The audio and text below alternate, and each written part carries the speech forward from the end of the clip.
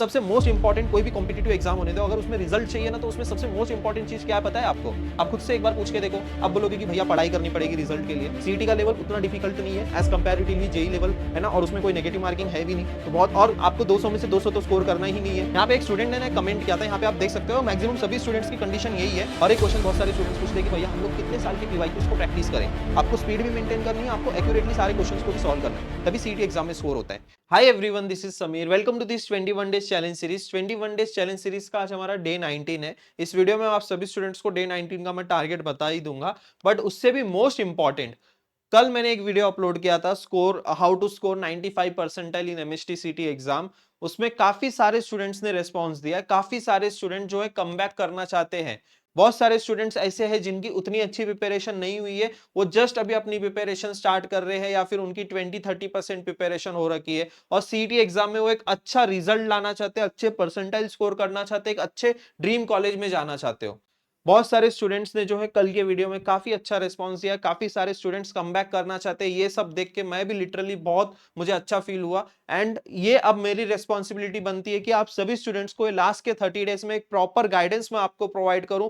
And yes, आप कैसे जो है 95 परसेंटाइल से भी ज्यादा आप कैसे स्कोर कर सकते हो लास्ट के 30 डेज में, ये मैं आप सभी स्टूडेंट्स को मैं बताने वाला हूं। देखो, अगर आपने ठान लिया ना, देखो कोई भी एंट्रेंस एग्जाम क्यों ना होने दो, सबसे मोस्ट इंपॉर्टेंट कोई भी कॉम्पिटिटिव एग्जाम होने दो, अगर उसमें रिजल्ट चाहिए ना तो उसमें सबसे मोस्ट इंपॉर्टेंट चीज क्या है पता है आपको? आप खुद से एक बार पूछ के देखो, आप बोलोगे कि भैया पढ़ाई करनी पड़ेगी रिजल्ट के लिए। पढ़ाई से भी पहले एक चीज आती है, वो क्या है? आपका एक सेल्फ बिलीफ कि आप ये एग्जाम क्रैक कर सकते हो। आपके अंदर अगर ये सेल्फ बिलीफ ही नहीं है ना, तो आप कितनी भी पढ़ाई कर लो, आप कितना भी सिलेबस कंप्लीट कर लो, तभी भी आपका रिजल्ट उतना अच्छा नहीं आएगा। सेल्फ बिलीफ सबसे मोस्ट इंपॉर्टेंट चीज है, तब आपका सेकेंड स्टेज आता है कि आपको उतनी मेहनत करनी है। अगर आपने ठान लिया ना कि हाँ मुझे ये एमएसटी सीटी एग्जाम क्रैक करना है, 99 परसेंटाइल लेके आना है, ड्रीम कॉलेज में जाना ही है, अगर आपने ऐसा आपके अंदर ही ऐसा अगर आप इमेजिन करने लग जाओगे ना कि हाँ मुझे 3-4 महीने के बाद मुझे पीआईसीटी में जाना है, सीओईपी में जाना है, वीजेटीआई में जाना है, तो आपका ब्रेन भी जो है ना उसके अकॉर्डिंग ही काम करेगा। तब आपका टाइम वेस्ट नहीं होगा। आपको ऐसा लगेगा कि अगर मैं 1 घंटा अभी टीवी देख लिया या फिर 1 घंटा मैं खेलने गया तो मैं बहुत सारे स्टूडेंट से पीछे हो जाऊंगा। ऐसा रिएक्शंस आपके ब्रेन के थ्रू आते रहेंगे। तो सबसे मोस्ट इंपॉर्टेंट चीज क्या है? Self belief. और ये सेल्फ बिलीफ आप सभी स्टूडेंट्स के अंदर होना चाहिए, तभी आप सीईटी एग्जाम में अच्छे परसेंटाइल स्कोर कर सकते हो। और देखो, कोई डिफिकल्ट नहीं है सीईटी एग्जाम में स्कोर करना। सीईटी का लेवल उतना डिफिकल्ट नहीं है एज कंपैरेटिवली जेई लेवल, है ना, और उसमें कोई नेगेटिव मार्किंग है भी नहीं, तो बहुत, और आपको 200 में से 200 तो स्कोर करना ही नहीं है ना। मैं आपको बताऊंगा कितने मार्क्स लगेंगे 95 परसेंटाइल के लिए एंड इवन 99 परसेंटाइल के लिए। बहुत इजी है, बस आपको एक प्रॉपर गाइडेंस और एक प्रॉपर रोड मैप की जरूरत है, जो कि मैं आपको प्रोवाइड कर रहा हूं। और बस आपको भी सपोर्ट करना है, इस चैनल को सब्सक्राइब करके रखना है। आप सभी स्टूडेंट्स के लिए काफी सारे यूजफुल वीडियोस मैं लेके आ रहा हूं, और ऐसे ही बहुत सारे यूजफुल वीडियोस, जब तक आपके एमएसटी सीटी एग्जाम नहीं हो जाते, जब तक आपका एडमिशन नहीं हो जाता, तब तक ऐसी ही यूजफुल वीडियोस आते रहेंगे इसी चैनल पे। तो चैनल को जरूर से जरूर सब्सक्राइब करके रख लेना, एंड व्हाट्सएप ग्रुप ज्वाइन कर लेना। आपको डिस्क्रिप्शन बॉक्स में एंड कमेंट पिन में आपको लिंक मिल जाएगी, ओके।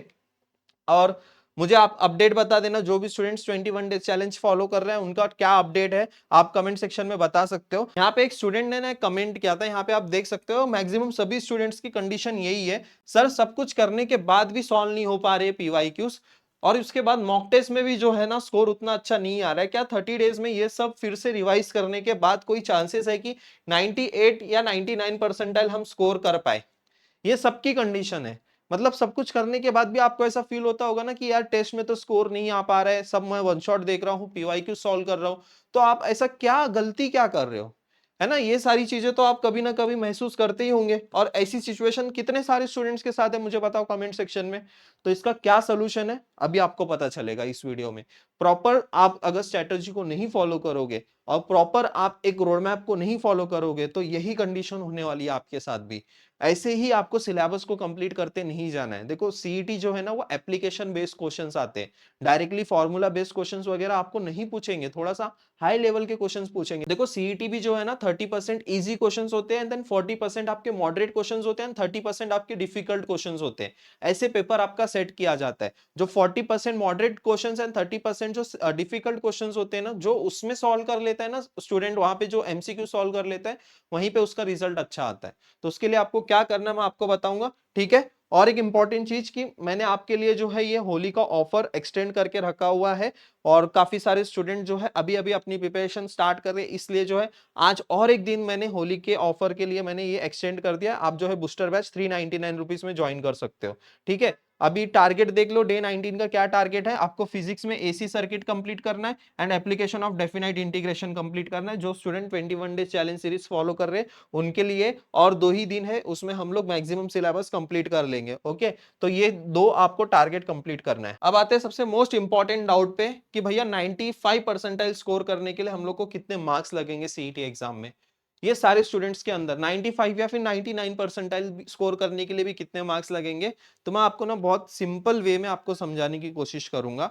जो परसेंटाइल होते हैं ना, वो आपके परसेंटाइल आपके शिफ्ट के ऊपर डिपेंड करते हैं कि आपके शिफ्ट में सबसे हाईएस्ट स्कोरर कौन है। अगर सपोज आपका शिफ्ट में 160 वाला हाईएस्ट स्कोरर है ना, तो 160 मार्क्स वाले स्टूडेंट को जो है वो 100 परसेंटाइल मिलेंगे, 150 वाले को 99.50 परसेंटाइल मिलेंगे, एंड उसके अकॉर्डिंग बाकी सारे स्टूडेंट्स के उसके शिफ्ट के अकॉर्डिंग जो है आपके परसेंटाइल कैलकुलेट होंगे।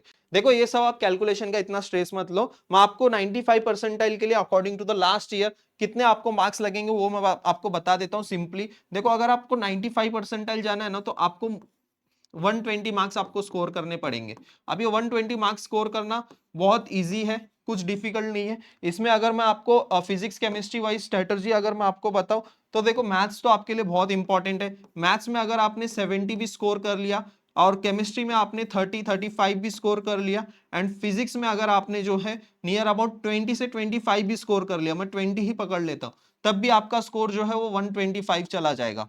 देखो यहाँ पे तब भी आपका स्कोर 125 जाएगा, और 125 पे आपका 97-98 परसेंटाइल भी बनते हैं। 130 मार्क्स वाले को 98 परसेंटाइल भी आए हुए 130 मार्क्स पे।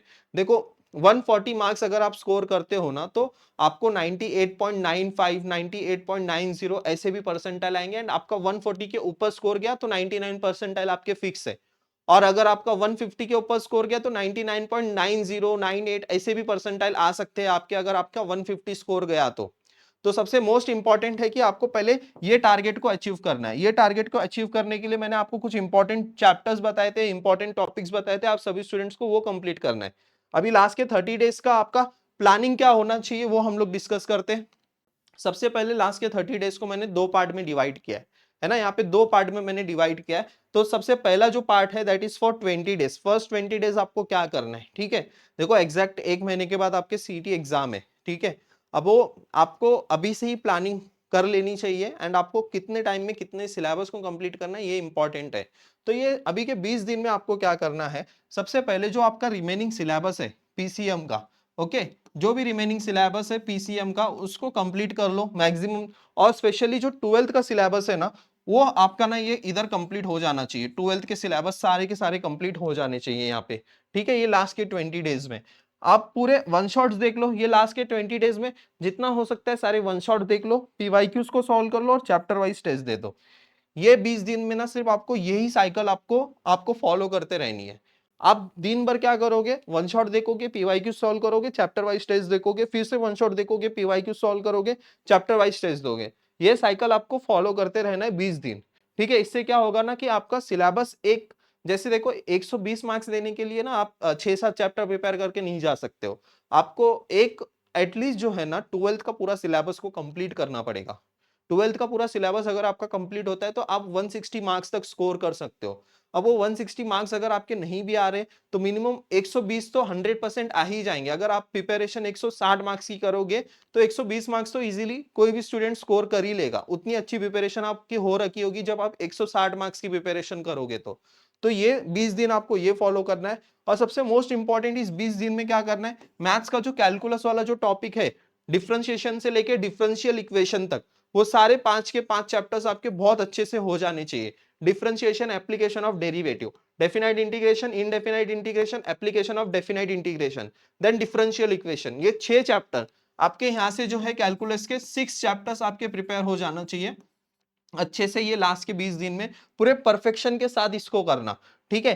फिजिकल एंड ऑर्गेनिक केमिस्ट्री आपकी हो जानी चाहिए। इसमें भी आपके कितने, फिजिकल में 6 चैप्टर और ऑर्गेनिक में आपके 4 चैप्टर, तो मतलब यहां से आपके 10 चैप्टर कंप्लीट हो जाने चाहिए। देखो अब यहाँ पे ना थोड़ा सा यहाँ पे डिफिकल्ट है ये टास्क कंप्लीट करना, लेकिन अगर आप चाहते हो कि एक अच्छे कॉलेज में जाना तो आपको करना ही पड़ेगा कुछ भी करके। और फिजिक्स के 8 से 10 चैप्टर आपके कंप्लीट हो जाने चाहिए। आप डेली कैसे भी करके ना 2 से 3 चैप्टर आपको प्रिपेयर करना पड़ेगा। अब 2 चैप्टर प्रिपेयर करने का भी टाइम चला गया है। अभी जिनकी भी बहुत कम प्रिपरेशन हुई है ना, आपको 2 से 3 चैप्टर मिनिमम करने ही पड़ेंगे। 2 और 2 एंड हाफ चैप्टर भी आप कर सकते हो। ऐसे करके आप जो है सिलेबस को कंप्लीट कर सकते हो। ओके, अभी लास्ट के 10 दिन में आपको क्या करना है ना, सबसे मोस्ट इंपॉर्टेंट है लास्ट के 10 दिन। मैं कोई भी स्टूडेंट को जो है न्यू टॉपिक स्टार्ट करने को नहीं कहता हूं। आपको सबसे इंपॉर्टेंट है कि आपने लास्ट के 20 दिन में जो भी प्रिपरेशन किए या फिर लास्ट के 1 महीने में जितनी भी आपने प्रिपरेशन किए, उसको बस सिर्फ और सिर्फ रिवाइज करो। Revision is very most important, और रिवीजन से ही जो है ना स्कोर आएगा सीईटी एग्जाम में। और ये सबसे मोस्ट इंपॉर्टेंट है, लास्ट के 10 दिन में ना आपको एटलीस्ट जो है ना 5 से 10 फुल लेंथ टेस्ट तो आपको देने ही देने। कितने? 5 से 10 फुल लेंथ टेस्ट आपको देने ही देने। अब ये जब तक फुल लेंथ टेस्ट नहीं दोगे ना, तो आपको पता भी नहीं चलेगा कि लेवल क्या है, क्वेश्चंस कैसे आ रहे हैं, पीवाईक्यूज कितने रिपीट हो रहे हैं, कैसा टाइम मैनेज हो रहा है, आपको कितना टाइम लग रहा है फिजिक्स के लिए, मैथ्स के क्वेश्चंस कितने टाइम कंज्यूमिंग होते हैं, क्या डिफिकल्टी लेवल है, यहाँ पे आपके सॉल्व हो जाएंगे जब आप फुल लेंथ टेस्ट अटेम्प्ट करने लगोगे। तो सबसे मोस्ट इंपॉर्टेंट है कि आपको फुल लेंथ टेस्ट भी अटेम्प्ट करना है, और उसके बाद आपको एनालिसिस करना है कि आपकी गलतियां क्या हो रही है। अगर आपका स्कोर 80 100 आ रहा है, तो आप देखो कि आपने जितना सिलेबस कंप्लीट किया था उसमें से आपके क्वेश्चंस कौन से गलत हुए।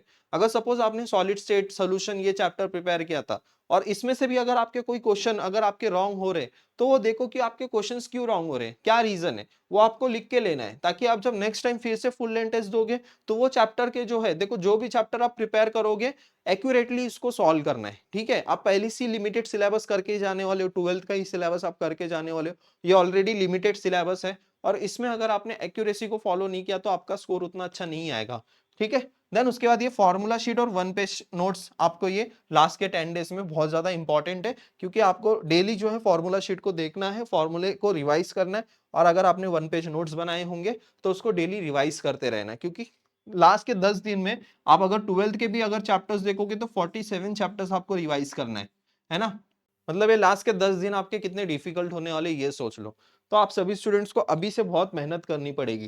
ठीक है, मैथ्स में कौन कौन से इंपॉर्टेंट चैप्टर्स है मैंने देखो यहाँ पे लिख के भी बताए हैं, और कल के वीडियो में भी मैंने आपको एक्सप्लेन किया था। तो एक बार ये सारे चैप्टर्स आप देख सकते हो, गो थ्रू कर सकते हो। Trigonometric equation, vectors, line and plane, differentiation and application of derivatives, physical chemistry, then ये फिजिक्स के कुछ इंपॉर्टेंट चैप्टर्स है। तो ये सारे चैप्टर्स को आपको प्रिपेयर करना है। ओके, हर एक क्वेश्चन बहुत सारे स्टूडेंट्स पूछते हैं कि भैया हम लोग कितने साल की पीवाईक्यूज को प्रैक्टिस करें।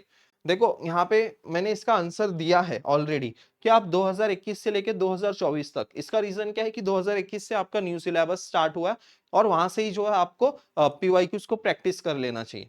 अगर मैं आपको बताऊं, अभी टाइम बहुत कम है, लिमिटेड टाइम है। अगर अभी 2024 के भी क्वेश्चंस अगर प्रैक्टिस कर लेते हो ना, 2024 के भी क्वेश्चंस, स्पेसिफिक 2024 के, क्योंकि इसमें ना 16 शिफ्ट कंडक्ट हुए थे, और 16 शिफ्ट में ना 2400 क्वेश्चंस पूछे गए हैं आपके एमएसटीसीटी एग्जाम में। तो ये 2400 क्वेश्चन भी अगर आप अच्छे से प्रैक्टिस करोगे ना, तो आप इजीली 150 क्वेश्चंस में से इजीली जो है ना आप 100 टू 110 आप इजीली सॉल्व कर लोगे। अगर आप पीवाईक्यूज भी आप इतने पीवाईक्यूज अगर आप प्रैक्टिस करते हो, तो 2400 पीवाईक्यूज आप प्रैक्टिस करते हो, तो आप इजीली जो है ना इतने क्वेश्चंस तो आप इजीली सॉल्व कर लोगे। आप बोलोगे कि भैया ये क्वेश्चंस हम लोग को कहाँ मिलेंगे, कहाँ से प्रैक्टिस करेंगे? उसके लिए बूस्टर बैच मैंने लॉन्च किया है।